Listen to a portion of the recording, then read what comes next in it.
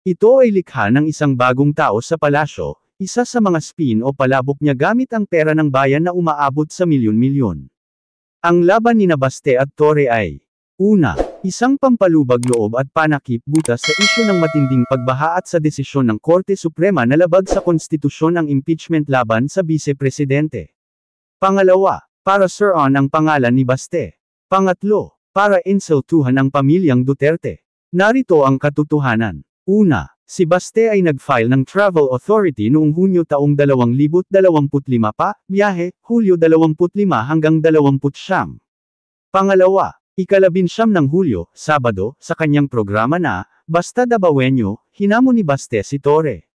Pangatlo, ika-20 ng Hulyo taong 2025, inaprubahan ng Travel Authority ni Baste.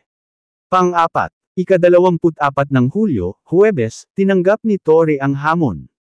GAB, Games and Amusements Board, ang nagsanksyon sa laban kahit walang formal na kasunduan mula sa dalawang kampo. Panglima, ika-25 ng Hulyo, Biyernes, agad na nagsimula ang preparasyon para sa venue.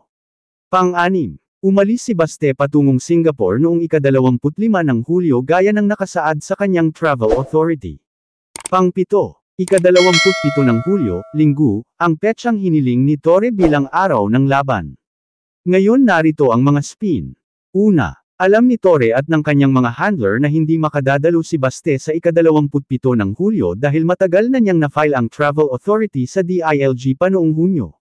Kaya itinakda ni Torre ang laban sa petsang alam niyang wala si Baste sa bansa. Pangalawa, ang GAB, na nasa ilalim ng Office of the President, ay nagbigay agad ng pahintulot sa laban kahit hindi alam ng kabilang kampo.